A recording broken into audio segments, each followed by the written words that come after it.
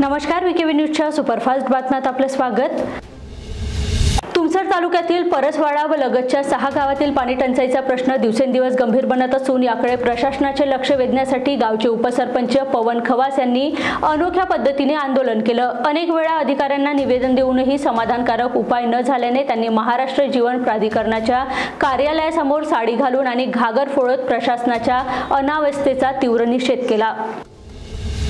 Sunflag company gate ते पाचगाव फाटा bypass पुलावर अनेक ठिकाणी खड्डे आहे। रेल्वे रुळाच्या अलीकडच्या भागात चढावावर खोल व लांब मोठा खड्डा आहे। खड्ड्यामुळे दुचाकी स्वाराचा तोल सुटला व समोरून येणाऱ्या ट्रकला धडक बसली।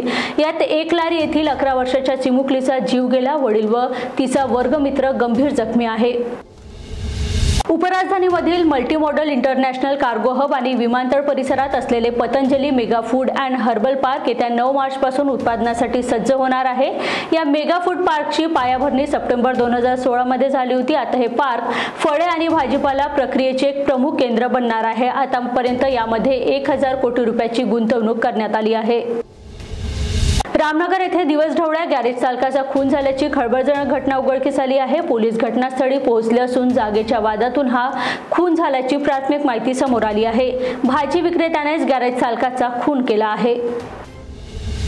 ऑनलाईनच्या युगात लाईक्स व शेअर मिळवण्यासाठी वाटेल त्या थराला जात अनेकदा आक्षेपार्ह व्हिडिओ पोस्ट करण्यात येतात। त्यामुळे काही वेळा कायदा व सुव्यवस्थेवर परिणाम होण्याचा धोका असतो।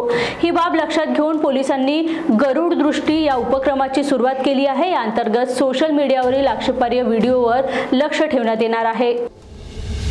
फुटपाथवर होल्डिंग लावण्याचा निर्णय प्रथमदृष्ट्या अवैध आढळून आल्यामुळे मुंबई उच्च न्यायालयाच्या नागपूर खंडपीठाने गुरुवारी महानगरपालिकेला दणका दिला। फुटपाथवर होल्डिंग लावण्याची प्रक्रिया पुढील आदेशापर्यंत यथास्थितीत ठेवा असे महानगरपालिकेला सांगण्यात आले। मुख्यमंत्री देवेंद्र फडणवीस यांच्या नेतृत्वाखाली महाराष्ट्रातील महायुती सरकारमध्ये घटक पक्षांनाच एकामागून एक धक्के देण्याचे प्रकार सुरू आहे। आता मुख्यमंत्री तथा गृहमंत्री देवेंद्र फडणवीस यांनी उपमुख्यमंत्री अजित पवार यांना आणखी एक मोठा धक्का दिला आहे। देवेंद्र फडणवीस यांच्या गृह खात्याने राष्ट्रवादी पक्ष अजित पवार गटाच्या अकोट शहर अध्यक्षाला थेट तडीपार केले। या कारवाईचं राजकीय वर्तुळात चांगलीच चर्चा आहे।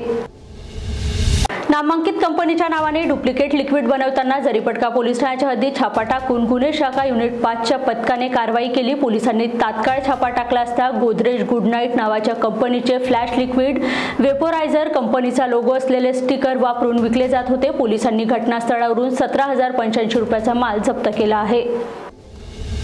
कळमना येथील प्रादेशिक परिवहन कार्यालयासमोरील मुख्य गेट उघडत असताना तेथे तैनात असलेल्या आकाश विठ्ठल पाटील 42 वर्षाच्या अंगावर लोखंडी गेट पडला। जड गेट खाली पडल्याने गार्ड गंभीर जखमी झाला असून त्याच्यावर बरगड्या फ्रॅक्चर झाल्या आहेत। जखमीवर उपचार सुरू आहेत।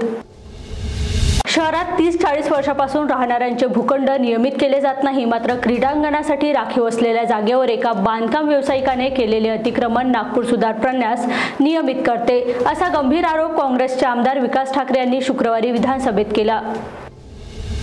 तुर्तास इथेच थांबूया। बघत रहा वीकेबी न्यूज। नमस्कार।